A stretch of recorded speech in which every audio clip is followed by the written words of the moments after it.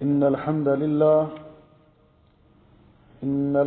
لله نحمده ونستعينه ونستغفره إن الحمد لله نحمده ونستعينه ونستغفره ونعوذ بالله من شرور أنفسنا ومن سيئات أعمالنا من يهده الله فلا مضل له ومن يضلل فلا هادي له وأشهد أن لا إله إلا الله وحده لا شريك له وأشهد أن محمدا عبده ورسوله يا أيها الذين آمنوا اتقوا الله حق تقاته ولا تموتن إلا وأنتم مسلمون يا أيها الناس اتقوا ربكم الذي خلقكم من نفس واحدة وخلق منها زوجها وبث منهما رجالا كثيرا ونساء واتقوا الله الذي تساءلون به والأرحام إن الله كان عليكم رقيبا يا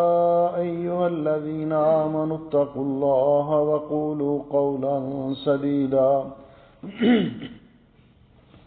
يصلح لكم أعمالكم ويغفر لكم ذنوبكم ومن يطع الله ورسوله فقد فاز فوزا عظيما اللهم صل على محمد وعلى آل محمد كما صليت على إبراهيم وعلى آل إبراهيم إنك حميد مجيد اللهم بارك على محمد وعلى آل محمد كما باركت على إبراهيم وعلى آل إبراهيم إنك حميد مجيد أما بعد فيا أيها الناس إن خير الحديث كتاب الله وخير الهدي هدي محمد صلى الله عليه وسلم وشر الأمور محدثاتها وكل محدثة بدعة وكل بدعة ضلالة وكل ضلالة في النار. قابل صد احترام بزرگوں، بھائیوں اور عزیزوں، آج کے خطبہ جمعہ کا عنوان ہے تأملات فی سورۃ التکاثر. سورۃ التکاثر میں اللہ رب العزت کی بیان کردہ توجیحات اور ارشادات، ان کی وضاحت کرنا مقصود ہے. یہ سورت راجح قول کے مطابق مکی سورت ہے.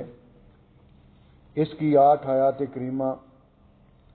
28 کلمات اور 120 حروف ہیں. اس انتہائی مختصر اور جامع صورت میں اللہ سبحانہ و تعالی نے اس دور سے لے کر قیامت تک آنے والے وہ لوگ جو دنیا طلبی میں مال کی حرص اور طمع، اقتدار اور جتھے اور جماعت کے فریب میں مبتلا ہو کر اپنے اصلی مقصد کو بھول چکے ہیں، اللہ رب العزت کی شان و عظمت اور اس کے احکام کو فراموش کر چکے ہیں، آخرت کی کامیابی کو بھول چکے ہیں، اور جس مقصد کے لیے اللہ رب العزت نے ان کو دنیا میں بھیجا اس کو فراموش کر چکے ہیں. اللہ سبحانہ و تعالی نے ان کو جھنجھوڑا ہے، ان کو خبردار کیا ہے، اور ان کو اس غفلت میں رہ کر، اس غفلت کا شکار ہو کر جن جن ناکامیوں کا سامنا کرنا پڑے گا دنیا میں بھی اور آخرت میں بھی، اللہ رب العزت نے ان کو اس سے متنبہ اور آگاہ کیا ہے. اللہ سبحانہ و تعالی نے اس صورت میں جس انداز کے اندر اپنے بندوں کو خطاب کیا ہے، اللہ جل شانہ ارشاد فرماتے ہیں، اعوذ باللہ من الشیطان الرجیم، بسم اللہ الرحمن الرحیم، الہاکم التکاثر. عربی زبان میں الہا یلہی کا کلمہ اس کام کے لیے استعمال ہوتا ہے کہ انسان اپنے مقصد کو بھول کر ادھر ادھر کے کاموں میں اس قدر مگن ہو جائے اور مشغول ہو جائے کہ اپنے اصلی مقصد کو بھول جائے۔ تو اللہ سبحانہ و تعالیٰ فرماتے ہیں کہ میرے بندوں کو جس چیز نے ان کے مقصد اصلی سے دور کیا ہے، بھلا دیا ہے، اور آخرت کی ناکامیوں کا اس کے نتیجے میں ان کو سامنا کرنا پڑے گا، اس وقت کہ جب ان کی ندامت اور پشیمانی کسی کام نہیں آئے گی، اپنا وقت ضائع کر چکے ہوں گے، دنیا میں اپنے مقصد کو فراموش کرنے والے اپنی دی ہوئی مہلت کو ضائع کر چکے ہوں گے، اور قیامت کے دن جب پھر ان معاملات کو اپنے سامنے دیکھیں گے جن سے ان کو متنبہ کیا گیا اور دنیا میں انہوں نے اس کی طرف توجہ نہیں دی، تو ان کو دیکھ کر پھر ان کو یقین آئے گا، لیکن اس وقت ان کا یہ یقین ان کو فائدہ نہیں دے گا۔ اس وقت ان کی صورت یہ حال یہ ہوگی کہ اب پچھتائے کیا ہوت جب چڑیاں چگ گئی کھیت، کسی کام نہیں آئے گا ان کا وہاں پچھتانا۔ تو اللہ رب العزت فرماتے ہیں کہ کس چیز نے مشغول کر دیا، کس چیز نے اپنے مقصد اصلی کو بھلا دیا، کس چیز نے آخرت پر ایمان اس کے اندر کمی واقع کر دی، وہ ہے التکاثر۔ تکاثر کیا ہے؟ کہ کسی چیز کی حرص اور طمع میں اس قدر مشغول ہو جانا، اس قدر مصروف ہو جانا، ہمیشہ اسی کے بارے میں سوچنا کہ انسان اپنی حقیقت کو بھول جائے، اپنی منزل کو بھول جائے، اپنے مقصد اصلی کو بھول جائے۔ یہ تکاثر کئی چیزوں میں ہے۔ اللہ رب العزت نے جس طرح سورہ الحدید میں فرمایا، اعوذ باللہ من الشیطان الرجیم، اعلموا انما الحیات الدنیا لعب ولہو وزینۃ وتفاخر بینکم وتکاثر فی الاموال والاولاد، کہ یہ دنیا، جو لوگ اپنے مقصد کو بھول جاتے ہیں، وہ سمجھتے ہیں کہ ہم دنیا میں کھیلنے کودنے کے لیے آئے، دنیا کے اندر ہم اپنی منمانیاں کرنے کے لیے آئے، ان کے اندر یہ حرص اور طمع بڑھ جاتی ہے دنیا کی زیب و زینت کے حصول کے لیے۔ تفاخر، ان کے پاس جب دنیا آ جاتی ہے تو وہ اللہ کا شکر ادا کرنے کی بجائے وہ اس پر فخر کرنے لگ جاتے ہیں، دوسرے لوگوں کو اپنے سے حقیر سمجھنے لگ جاتے ہیں۔ اور فرمایا وَتَفَاخُرٌ بَيْنَكُمْ وَتَقَاصُرٌ فِي الْأَمْوَالِ وَالْأَوْلَادِ، مال کو جمع کرنے کی حرص اور طمع، اولاد کا زیادہ ہونا اور اس پر فخر کرنا کہ میرے بازو مضبوط ہیں، یہ ان کے اندر یہ خامی اور یہ کوتاہی آ جاتی ہے۔ تو اللہ سبحانہ و تعالیٰ فرماتے ہیں کہ یہ غفلت، ان کی یہ کوتاہی جو ان کو ان کے مقصد اصلی سے دور کر چکی ہے، اگر یہ توبہ نہ کریں، اگر یہ اللہ تعالیٰ کی طرف رجوع نہ کریں، اگر یہ آخرت کے دن پر اپنا ایمان مضبوط نہ کریں، تو یہ حرص اور طمع بڑھتی ہی رہتی ہے۔ کس طرح کہ حضرت عبداللہ ابن عباس رضی اللہ تعالیٰ عنہما مفسر قرآن فرماتے ہیں کہ نبی کریم علیہ السلام نے فرمایا لو کان لابن آدم وادیان من المال، اگر ابن آدم کو، آدم کے بیٹے کو 2 وادیاں مل جائیں مال کی، 2 وادیاں بھری ہوئی ہوں اس کے مال سے، لبتغى ثالثا، تو وہ اس پر قناعت نہیں کرے گا بلکہ تیسری کی تلاش میں ہوگا کہ ایک اور مل جائے، ایک اور مل جائے۔ تو فرمایا ولا یملأ جوف ابن آدم الا التراب، ابن آدم کا پیٹ اگر کوئی چیز بھرے گی ایسے لالچی آدمی کا، تو قبر کی مٹی بھرے گی، قبر میں جائے گا تو قبر کی مٹی اس کا پیٹ بھرے گی۔ وَيَتُوبُ اللَّهُ عَلَى مَنْ تَابَ، اور اگر کوئی توبہ کر لے، اللہ تعالیٰ کی طرف رجوع کر لے، تو اللہ بھی اس کی توبہ قبول کرے گا اور اس کے اپنا فضل و کرم کرے گا کہ وہ اپنی آخرت کے لیے کچھ کر سکے گا۔ اور پیارے نبی حضرت محمد رسول اللہ صلی اللہ علیہ وسلم نے فرمایا کہ یہ حرص اور طمع کس قدر بڑھتی ہے۔ چاہیے تو یہ تھا کہ عمر بڑھنے کے ساتھ ساتھ انسان کو اپنی موت نظر آئے، قبر کے مراحل اس کے سامنے آئیں، کہ میں نے دنیا سے جانا ہے، اس کے بعد قبر ہے، پھر حشر ہے، میرا حساب کتاب ہوگا، تو وہ آخرت کی طرف دھیان کرے اور آخرت کے لیے کچھ اعمال صالحہ کرنے کی کوشش کرے۔ لیکن دنیا دار لوگوں کے ہاں اس کی صورتحال یہ ہوتی ہے کہ جو دنیا کے حرص اور طمع میں مبتلا ہوتے ہیں، تو ان کے بارے میں فرمایا یکبر ابن آدم، نبی علیہ السلام نے فرمایا یکبر ابن آدم، آدم کا بیٹا جو بڑا ہوتا جاتا ہے، اس کی عمر بڑھتی جاتی ہے، بڑھاپے کی طرف بڑھتا چلا جاتا ہے، وہ یکبر معہ اسنان، اور دو چیزیں اس کے ساتھ وہ بھی بڑھتی جاتی ہیں، جوان ہوتی جاتی ہیں۔ وہ دو چیزیں کیا ہیں؟ حب المال و طول العمر، کہ مال کی محبت جس قدر بوڑھا ہوتا جاتا ہے اور بڑھتی جاتی ہے، اور لمبی عمر، اس کو خیال ہی نہیں آتا کہ اب بال سفید ہو چکے ہیں، اب میری آخرت کا سفر شروع ہو چکا ہے، بلکہ وہ دوسروں کو مرتے ہوئے بھی دیکھ کے یہ سمجھتا ہے بس موت ان کو ہی آنی تھی، مجھے نہیں آنی۔ جیسے وہ آب حیات پی کر آیا ہوتا ہے، تو فرمایا آدمی جب بوڑھا ہوتا ہے دو چیزیں اس کی جوان ہوتی ہیں دنیا دار بندے کی، ایک مال کی طمع اور حرص، اس میں اضافہ ہو جاتا ہے، اور دوسرا میں اور زیادہ جیوں، لمبی عمر کی خواہش اس کے دل میں بڑھ جاتی ہے۔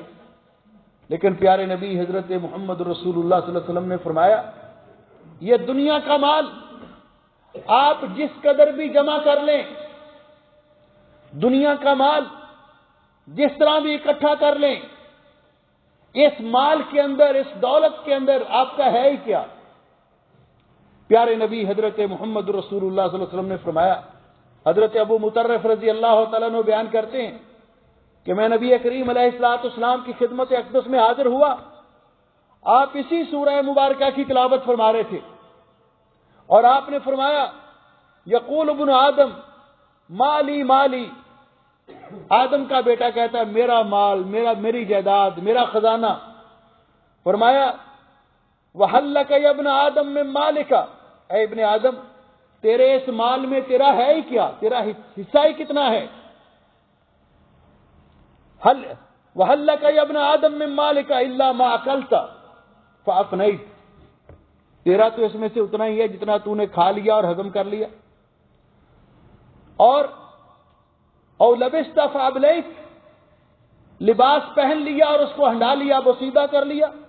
او تصدقت فامضیت، یا تو نے اللہ کی راہ میں خرچ کیا، صدقہ کیا اور اپنی آخرت کا ذخیرہ بنا لیا، اس کے علاوہ تیرا کچھ نہیں ہے، تو جانے والا ہے، یہ مال دوسروں کے لیے چھوڑ جائے گا،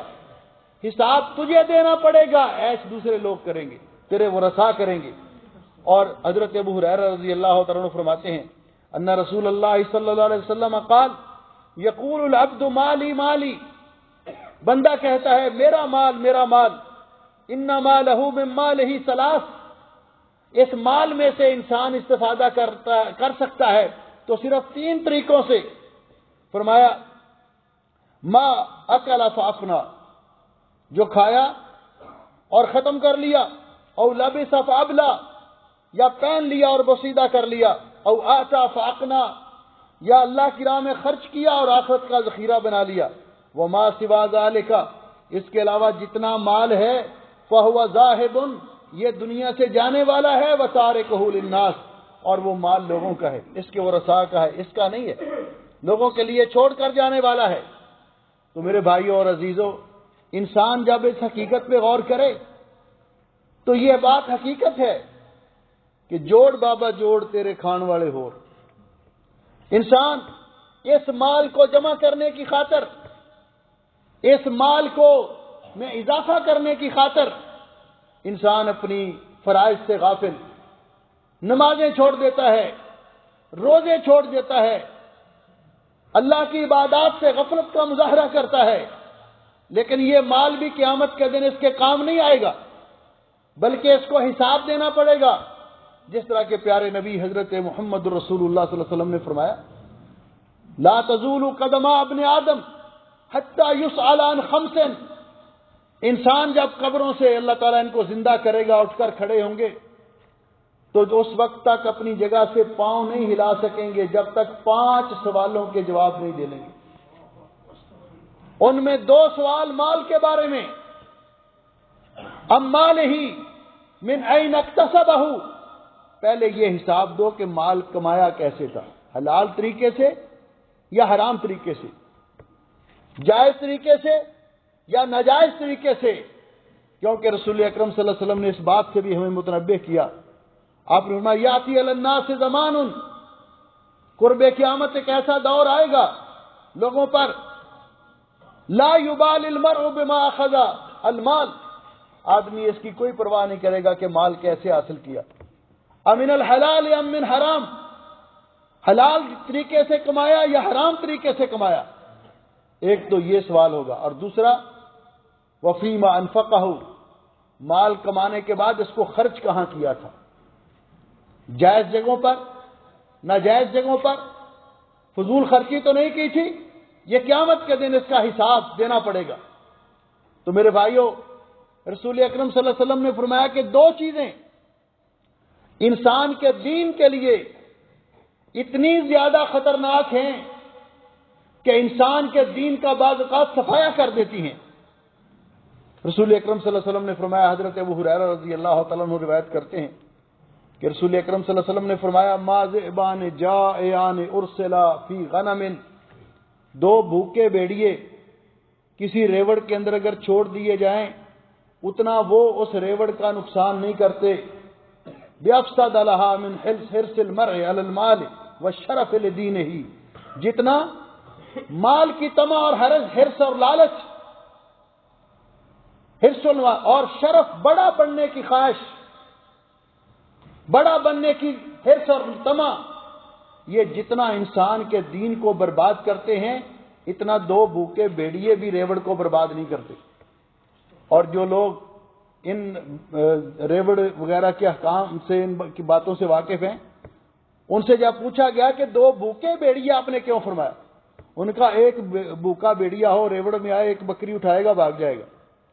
اگر 2 بھوکے بھیڑیے ریوڑ کے اندر چھوڑ دیے جائیں تو وہ کھاتے کم ہیں، برباد زیادہ کرتے ہیں، بکریوں کو مار مار کے ڈھیر لگاتے جاتے ہیں، وہ کھیلنے لگ جاتے ہیں۔ تو آپ نے اس لیے یہ مثال دی، اور کسی نے صحیح کہا ہے کہ 3 چیزیں ہیں، 3 لفظ ایسے ہیں جن پر نقطہ نہیں ہے، جس طرح وہ نقطے سے خالی ہیں اسی طرح انسان کے، مومن کے سینے کو ایمان سے اور نیک اعمال کی رغبت سے خالی کر دیتے ہیں۔ وہ 3 الفاظ کون سے ہیں؟ حسد، حرص اور طمع۔ آپ اندازہ کیجئے ان پر نقطہ نہیں ہے، کسی پر بھی، حسد پر نقطہ نہیں ہے، حرص پر نقطہ نہیں ہے، طمع پر نقطہ نہیں ہے۔ یہ انسان کے، جس طرح یہ خود خالی ہیں اسی طرح ایمان انسان کے سینے کو بھی ایمان سے خالی کر دیتے ہیں اگر انسان ان کا شکار ہو جائے۔ اس لیے نبی پاک صلی اللہ علیہ وسلم نے ہمیں ان سے بچے، اتقوا الشح فإن الشح أهلك من كان قبلكم، آپ نے فرمایا حرص مال سے بچو، اس نے آپ سے پہلے لوگوں کو بھی ہلاک کیا۔ تو میرے بھائیوں، رسول اکرم صلی اللہ علیہ وسلم نے ایک دن صحابہ اکرام سے پوچھا، حضرت عبداللہ ابن مسعود رضی اللہ تعالیٰ عنہ بیان فرماتے ہیں، آپ نے پوچھا ایکم مال وارثہ احب الیہ من مالہ، بھئی تم میں سے کون شخص ہے جس کو اس کے وارث کا مال اپنے مال سے زیادہ عزیز ہو؟ تم میں سے کون شخص ایسا ہے جسے اس کے ورثاء کا مال اپنے مال سے زیادہ عزیز ہو؟ صحابہ اکرام رضوان اللہ علیہم اجمعین نے نبی پاک صلی اللہ علیہ وسلم سے پوچھا، تو آپ نے اس کا جو جواب دیا، کہا جی ہم میں تو کوئی ایسا شخص نہیں جس کو اپنے مال سے دوسرے کا مال زیادہ عزیز ہو۔ تو آپ نے فرمایا فَإِنَّ مَالَهُ مَا قَدَّمَ، انسان کا مال تو صرف وہی ہے جو اس نے اپنے آخرت کے لیے ذخیرہ بنا لیا، آگے بھیج دیا۔ وَمَالُ وَارِثِهِ مَا أَخَّرَ، اور اس کے وارث کا مال وہ ہے جو پیچھے باقی رہا۔ تو انسان یہ مال جمع جو کر رہا ہے تو اس کا مطلب یہ ہے کہ عقل مندی کا مظاہرہ نہیں کر رہا، یہ مال تو اس کے ورثاء کے لیے چلا جائے گا۔ ہاں، مال کمانا، اپنے ورثاء کے لیے چھوڑنا، یہ شریعت میں جائز نہیں بلکہ مرغوب چیز ہے، لیکن اس صورت میں جب انسان حلال طریقے سے مال بھی کمائے، رزق بھی کمائے، اور اللہ تعالیٰ کے احکام سے بھی غافل نہ رہے، اللہ تعالیٰ کے فرائض بھی ادا کرے، دین کے احکام بھی ادا کرے، حلال طریقے سے کمائے، جو زندگی میں خرچ ہو گیا اس پر، اس کے بیوی بچوں پر، اولاد پر خرچ ہو گیا، جو باقی بچے گا وہ اس کے ورثاء کے پاس ہی آئے گا۔ لیکن عمومی طور پر، فطری طور پر ہر انسان کو اپنا مال زیادہ عزیز ہوتا ہے۔ تو پیارے نبی حضرت محمد رسول اللہ صلی اللہ علیہ وسلم نے یہ جو توجیہات فرمائیں، ہمیں آج غور کرنا چاہیے کہ اس مال کی طلب میں، اس مال کے حرص اور طمع میں، دنیا طلبی میں، بڑا بننے کی خواہش نے کس طرح ہمیں اللہ کے دین سے دور کیا ہے۔ کیا ہم تو ان لوگوں میں شامل نہیں کہ جو اپنے کاروبار کی وجہ سے، اپنے مال کی وجہ سے، مال جمع کرنے کی غرض سے، مال میں اضافہ کرنے کی غرض سے، جنہوں نے عبادات کو چھوڑ رکھا ہے، نمازوں سے غفلت کا مظاہرہ کرتے ہیں، روزہ رکھنے ان کو مشکل معلوم ہوتے ہیں، زکوٰۃ دینا ان کو بڑا مشکل لگتا ہے کہ اس سے مال کم ہو جائے گا۔ کیا ہم کہیں ایسی غفلت کا شکار تو نہیں؟ اگر کوئی ہے تو آج موقع ہے، جب تک زندگی ہے توبہ کر لے۔ اللہ نے جتنا رزق ہمارا لکھا ہے وہ ماں کے پیٹ میں لکھ دیا تھا،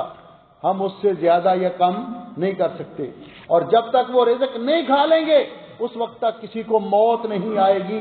پیارے نبی صلی اللہ علیہ وسلم نے واضح طور پر فرما دیا، جب رزق کا ذمہ اللہ تعالیٰ نے لیا ہے تو ہم اس کے بارے میں اتنا فکر مند کیوں ہیں؟ ہاں، اپنی ہمت کے مطابق محنت اور کوشش کریں، وہ رزق آپ کو مل کے رہے گا،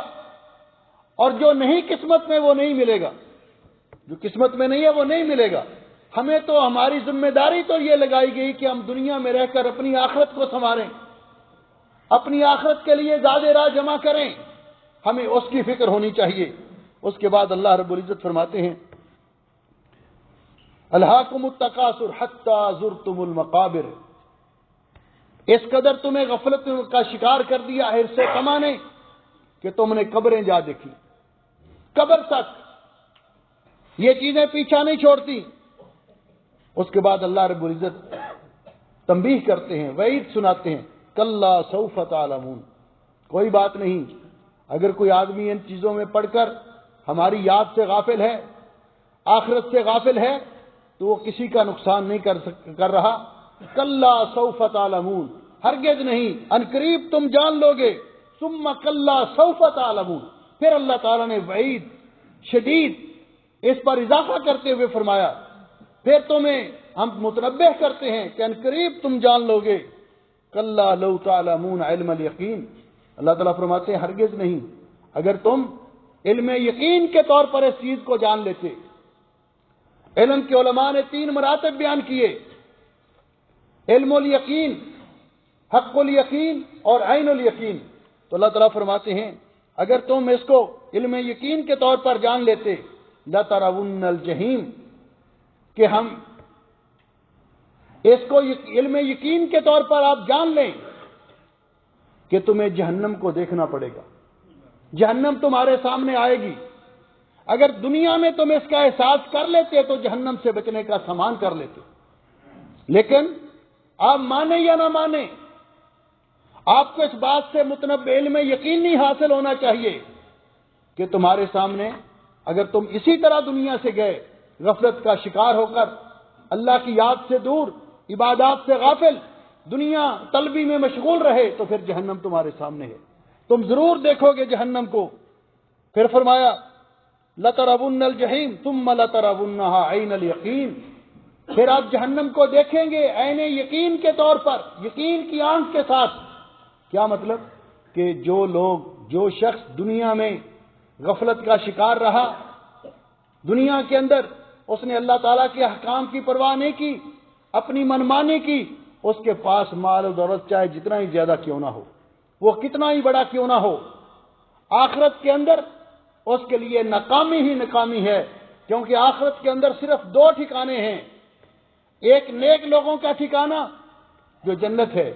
اور ایک غافلوں کا، اللہ تعالیٰ کے باغیوں کا، نافرمانوں کا ٹھکانہ جو جہنم ہے۔ اللہ تعالیٰ نے فرمایا فریقٌ فی الجنت و فریقٌ فی السعیر، ایک گروہ جنت میں جائے گا اور ایک گروہ جہنم میں جائے گا۔ اللہ سبحانہ و تعالیٰ اپنے فضل و رحمت سے ہمیں اس بدبختی سے بچائے کہ ہم دنیا میں غفلت کی زندگی رہ کر گزاریں، اور جو آدمی غفلت کا شکار ہے وہ دنیا کے اندر اپنے آپ کو بڑے مزے کر رہا ہے، ہنسی خوشی زندگی بسر کر رہا ہے، تو لیکن اس کی حالت وہ ہے جس طرح اکبر الہ آبادی نے کہا تھا کہ غفلت کی ہنسی سے بھرنا اچھا، غفلت کی ہنسی سے بھرنا اچھا، افعال مضر سے کچھ نہ کرنا اچھا۔ کہ غفلت کی ہنسی سے تو بھرنا ہی اچھا ہوتا ہے،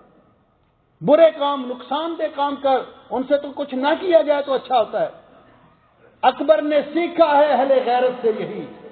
جینا ذلت سے ہو تو مرنا اچھا۔ اس لیے میرے بھائیوں اس کے بعد اللہ سبحانہ و تعالیٰ فرماتے ہیں ثم لتسألن یومئذ عن النعیم، پھر قیامت کے دن یہ نعمتیں جو تم دنیا میں استعمال کر رہے ہو ان کے بارے میں اللہ تعالیٰ آپ سے سوال کریں گے۔ جو بھی نعمتیں ہمارے پاس ہیں ان کے بارے میں ضرور پوچھا جائے گا، اس سے بڑھ کر کیا بات ہوگی؟ آپ ذرا اس حدیث پاک کو غور سے سنیں۔ پیارے نبی حضرت محمد رسول اللہ صلی اللہ علیہ وسلم، صحیح مسلم کی روایت ہے، حضرت ابو ہریرہ بیان فرماتے ہیں ایک دن آپ اپنے گھر سے نکلے، جب آپ باہر نکلے آپ نکلے تھے بھوک کی وجہ سے کہ میں باہر جاتا ہوں، کئی دنوں سے کھایا کچھ نہیں۔ کس نے؟ رحمت للعالمین سید الاولین والآخرین۔ چلو باہر شاید اللہ کوئی روزی کا انتظام کر دے۔ آگے سے حضرت ابو بکر ملے، پوچھا ابو بکر اس وقت کیوں گھر سے نکلے؟ اس نے نبی پاک صلی اللہ علیہ وسلم کے چہرے پر بھوک کے آثار دیکھے تو عرض کرنے لگے حضرت جی جس چیز نے آپ کو گھر سے نکالا اسی وجہ سے میں گھر سے نکلا۔ تھوڑا آگے گیا تو حضرت عمر مل گئے، وہ بھی بھوک کی وجہ سے،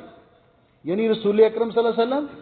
اور آپ کے دو شاگردان گرامی جو امت کے افضل ترین لوگ ہیں، بھوک کی وجہ سے فاقے کی وجہ سے گھر سے نکلے ہیں۔ آج مسلمان سوچے جو کھانے برباد کرتے ہیں، ضائع کرتے ہیں، لوگ بھوکے فاقوں مر رہے ہیں، کیا ان سے اللہ تعالیٰ حساب نہیں لے گا؟ کہا حضرت عمر سے آپ کیوں گھر سے نکلے اس وقت؟ جی جس چیز نے آپ کو گھر سے نکالا اسی چیز نے مجھے بھی گھر سے نکالا۔ آپ نے میں چلو ابو حیثم کے گھر چلتے ہیں۔ ابو حیثم کے گھر گئے، دروازے پہ دستک دی، ان کی اہلیہ سے پوچھا کہاں ہیں؟ کہا جی وہ ہم پینے کے لیے پانی لینے کے لیے گئے ہیں۔ انہوں نے دروازہ کھول کر آپ کو بٹھایا، اتنے میں ابو حیثم تشریف لے آئے، آپ کے صحابی آگے گھر میں آ کر آپ دیکھا رسول اکرم صلی اللہ علیہ وسلم کو اور آپ کے دو ساتھیوں کو، اتنا خوش ہوئے کہ لگے اللہ کی قسم آج مجھے اتنی خوشی ہے کہ کائنات کے سب سے معزز مہمان آج میرے گھر میں ہیں۔ فوری طور پر کھجور کے درخت پہ چڑھے، وہاں کھجور کی ٹہنی توڑ کر جس کے اندر پکی ہوئی کھجوریں بھی تھیں، رطب بھی تھیں، آپ کے سامنے رکھا، دھو کر آپ نے وہ تناول فرمانا شروع کی۔ پھر چھری لے کر بکری ذبح کرنے کے لیے جانے لگے تو نبی علیہ السلام فرمایا دیکھ بھائی ہماری خاطر دودھ دینے والی بکری ذبح نہ کرنا۔ انہوں نے بکری ذبح کی، کھانا تیار کر کے آپ کے سامنے رکھا۔ اتنے فاقوں کے بعد اللہ نے کھانا میسر کیا۔ رسول اکرم صلی اللہ علیہ وسلم نے وہ کھانا تناول کرنے کے بعد فرمایا اللہ کی قسم قیامت کے دن آپ سے اس نعمت کے بارے میں بھی پوچھا جائے گا کہ ہم گھر سے بھوکے نکلے تھے، اللہ نے فاقوں کے بعد ہمیں کھانا نصیب کیا، اس نعمت کے بارے میں بھی قیامت کے دن پوچھا جائے گا۔ اور پیارے نبی حضرت محمد رسول اللہ صلی اللہ علیہ وسلم فرماتے ہیں، نبی ہریرہ رضی اللہ تعالیٰ عنہ، حضرت ابو ہریرہ رضی اللہ تعالیٰ عنہ بیان کرتے ہیں کہ آپ نے فرمایا قیامت کے دن اللہ تعالیٰ بندے سے کہیں گے یا ابن آدم، اے آدم کے بیٹے، حملتک علی الخیل والابل، میں نے سواری کرنے کے لیے آپ کو اونٹ اور گھوڑے عطا کیے، یعنی اس دور کی بہترین سواری، اور آج اپنی گاڑیاں دیکھیں پجیرو BMW وغیرہ، اس کا حساب لگا لیں۔ وزوجتک النساء، اور آپ کو بیوی عطا کی، زوجہ عطا کی آپ کی زندگی کا ساتھ دینے کے لیے۔ وجعلتک تربع ترأس، اور آپ کو اپنے خاندان کا سربراہ بنایا۔ یہ ساری نعمتیں میں نے تمہیں عطا کی، فأین شکر ذالک، ان نعمتوں کا شکر کہاں ہے؟ علماء نے کہا جوانی بھی نعمت ہے، کھانا پینا بھی نعمت ہے، اولاد بھی نعمت ہے، صحت اور فراغ تندرستی بھی نعمت ہے، فارغ البالی بھی نعمت ہے، یہ جتنی نعمتیں ہیں، حسن و جمال بھی نعمت ہے، یہ ان سب نعمتوں کے بارے میں قیامت کے دن اللہ سبحانہ و تعالی سوال کریں گے، اور اس کا جواب ہمیں آج دنیا میں رہتے ہوئے تیار کرنا چاہیے۔ اللہ سبحانہ و تعالیٰ سے ہمیں یہ دعا، ہمیشہ یہ دعا کرنی چاہیے کہ اللہم اعنی علی ذکرک و شکرک و حسن عبادتک، اور ساتھ یہ بھی دعا کرنا چاہیے کہ اللہم انی اعوذ بک من زوال نعمتک و تحول عافیتک و فجاعت نقمتک و جمیع سخطک۔ اے اللہ میں تیری پناہ چاہتا ہوں اس سے کہ تیری نعمت مجھ سے چھن جائے، عافیت کے چلے جانے سے، تندرستی کے ختم ہونے سے میں تیری پناہ چاہتا ہوں۔ اللہ تیری ہر قسم کی ناراضگی سے اور اچانک پکڑ سے تیری پناہ مانگتا ہوں۔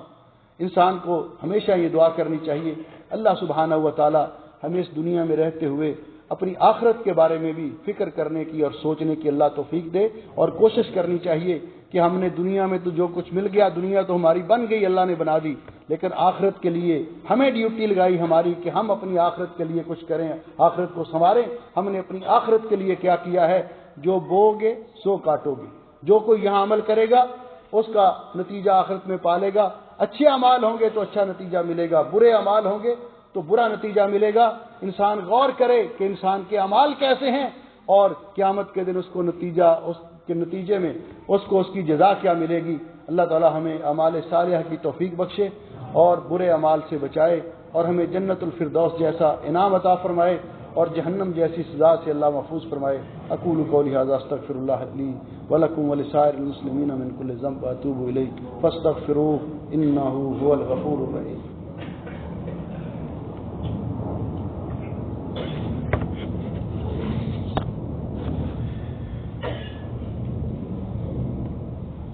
ان الحمد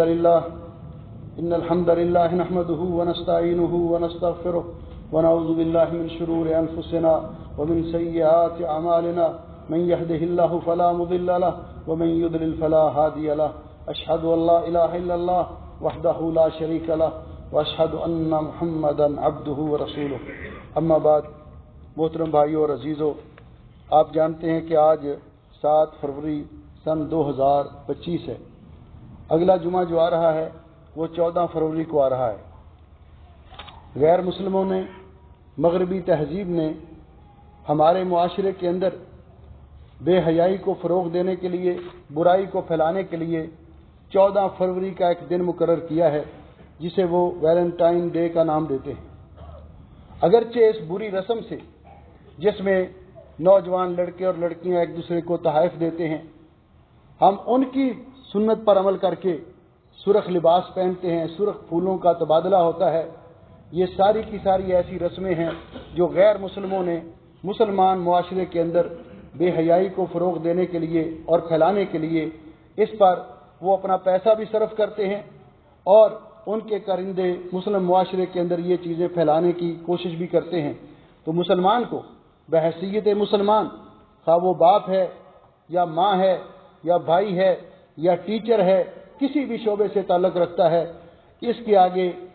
بند باندھنا چاہیے اور اس بے حیائی کو روکنا چاہیے، کیونکہ رسول اکرم صلی اللہ علیہ وسلم نے فرمایا الحیاء شعبۃ من الایمان، حیا ایمان کا حصہ ہے۔ اور اللہ رب العزت نے تو ہمیں حکم دیا، یہ کس طرح ہو سکتا ہے کہ غیر محرم لڑکا وہ ہماری بیٹی یا بہن کو آ کر کوئی گفٹ دے یا پھول پیش کرے؟ ہماری غیرت کہاں جاتی ہے؟ یہ جائے کہ ہم اس کو اپنی سرپرستی میں، اسکول کے ٹیچر حضرات اور میری محترم بہنیں جو اسکول میں ٹیچنگ کرتی ہیں، زیادہ تر ان کا یہ ہوتا ہے، میں نے پچھلے دنوں میں جو دیکھا، تو وہ ذرا غور کریں کہ ہم سب سے پہلے اس بات کو دیکھیں کہ ہم مسلمان ہیں۔ کوئی اسکولوں میں آ کر ہمیں مجبور نہیں کر رہا کہ ہم یہ کام کریں، ہم لوگوں کی دیکھا دیکھی یہ کرنا چاہتے ہیں۔ تو کیا کوئی باپ، کوئی بہن، کوئی ماں یہ برداشت کر سکتی ہے کہ اس کی جوان بیٹی کو کوئی جوان لڑکا آ کر جو اس کا اجنبی ہے وہ اس کے ساتھ اظہار محبت کرے، اس کو گفٹ پیش کرے؟ تو مسلمان کو سب سے پہلے یہ سوچنا چاہیے کہ اللہ رب العزت نے مسلمانوں کو حکم دیا ہے قل للمؤمنین یغضوا من ابصارہم ویحفظوا فروجہم، مسلمانوں کو چاہیے، مردوں کو اپنی نگاہوں کو جھکا کے رکھیں اور اپنی عزت کی حفاظت کریں۔ اور مومنہ عورتوں سے کہا وقل للمؤمنین مومنات یغضضن من ابصارہن ویحفظن فروجہن، کہ وہ بھی اپنی نگاہوں کو جھکا کے رکھیں، غیر محرموں کی طرف نہ دیکھیں اور اپنی عزت کی حفاظت کریں۔ اور وہ لوگ جو ایسے کاموں میں بڑھ چڑھ کر حصہ لیتے ہیں ان کے بارے میں اللہ رب العزت نے فرمایا ان الذین یحبون ان تشیع الفاحشۃ فی الذین آمنوا، وہ لوگ جو مسلمان معاشرے میں فحاشی کو عام کرنا چاہتے ہیں، برائی کو پھیلانا چاہتے ہیں، ان لوگوں کو یہ یاد رکھنا چاہیے لہم عذاب علیم فی الدنیا والآخرہ، ان کے لیے دنیا کے اندر بھی دردناک عذاب و رسوائی ہے اور آخرت کے اندر بھی، واللہ یعلم وانتم لا تعلمون، تو اللہ تعالیٰ سب کچھ جانتا ہے لیکن تم نہیں جانتے۔ تم اگر غفلت کا مظاہرہ کرو تمہاری مرضی، لیکن اللہ تعالیٰ کو تمہارے اعمال کو خوب اچھی طرح جان رہا ہے۔ اس لیے میں اپنے تمام بھائیوں سے، اپنے عزیزوں سے، اپنی بہنوں سے گزارش کروں گا کہ 14 فروری کو بالکل اس دن کا بائیکاٹ کریں۔ آپ ہر سال اخبارات میں پڑھتے ہیں یورپ میں بہت ساری تنظیمیں اس کا بائیکاٹ کرتی ہیں اور اس کو ریجیکٹ کرتی ہیں۔ ہندوستان میں ہندو تنظیمیں جو ہیں وہ اس کی مخالفت کر رہی ہیں، تو پھر ہمیں تو بالاولیٰ سوچنا چاہیے۔ اس لیے اس بری رسم سے خود کو بھی اور اپنے بچوں کو بھی بچانا چاہیے۔ اللہ تعالیٰ ہمیں حیا جیسی عظیم نعمت اور عظیم خوبی سے نوازے، اور اللہ تعالیٰ ہمیں برائی میں مبتلا ہونے یا برائی کو پھیلانے سے بچنے کی توفیق عطا فرمائے۔ ہمارے ایک بھائی ہیں بہت عزیز بھائی تنویر صاحب، ان کو کینسر کا مسئلہ ہے، یہ جبڑے کا، تو پھر اس وقت وہ تھوڑی پرابلم میں ہیں، پہلے بھی ان کا آپریشن ہوا تھا، ان کے لیے بھی دعا کریں اللہ ان کو شفائے کاملہ عطا فرمائے۔ ہمارا ایک عزیز بچہ یہاں جمعہ پڑھنے کے لیے آتا تھا، وہ ہاسپٹل میں ایڈمٹ ہے، عیسیٰ عمیر، بھائی عمیر کا بیٹا، تو اس کو بھی یہی مرض ہے، اس کے لیے بھی دعا کریں کہ اللہ اس بچے کو بھی شفا دے، اور بھی جتنے مسلمان بیمار ہیں اللہ سب بیماروں کو شفا عطا فرمائے، جو فوت ہو گئے اللہ ان کی مغفرت فرمائے، اور ہمیں دنیا کی زندگی سے فائدہ اٹھاتے ہوئے ہمیں اپنی آخرت کے لیے سامان کرنے کی توفیق بخشے۔ ان اللہ و ملائکتہ یصلون علی النبی یا ایھا الذین آمنوا صلوا علیہ وسلموا تسلیما اللهم صل علی محمد وعلی آل محمد کما صلیت علی ابراہیم وعلی آل ابراہیم انک حمید مجید اللهم بارک علی محمد وعلی آل محمد کما بارکت علی ابراہیم وعلی آل ابراہیم انک حمید مجید یا حی یا قیوم برحمتک نستغیث فاطر السماوات والارض انت ولینا فی الدنیا والآخرہ توفنا مسلمین والحقنا بالصالحین یا مقلب القلوب ثبت قلوبنا علی دینک یا مقلب القلوب ثبت قلوبنا علی دینک اللهم انا نسألک فعل الخیرات وترک المنکرات اللهم انا نسألک فعل الخیرات وترک المنکرات وحب المساکین اللهم اشف مرضانا ومرضى المسلمین اللهم اشف مرضانا ومرضى المسلمین اللهم اشفهم بشفائک وداوهم بدوائک اللهم اغفر للمسلمين الميتين اللهم اغفر لهم وارحمهم وعافهم واعف عنهم اللهم ادخلهم جنة الفردوس واعذهم من فتنة القبر وعذاب النار ربنا آتنا في الدنيا حسنة وفي الآخرة حسنة وقنا عذاب النار اللهم اجعل هذا البلد آمنا مطمئنا رخاء سخاء وسائر بلاد المسلمين سبحان ربك رب العزة عما يصفون وسلام على المرسلين والحمد لله رب العالمين۔ صفحہ درست کرنے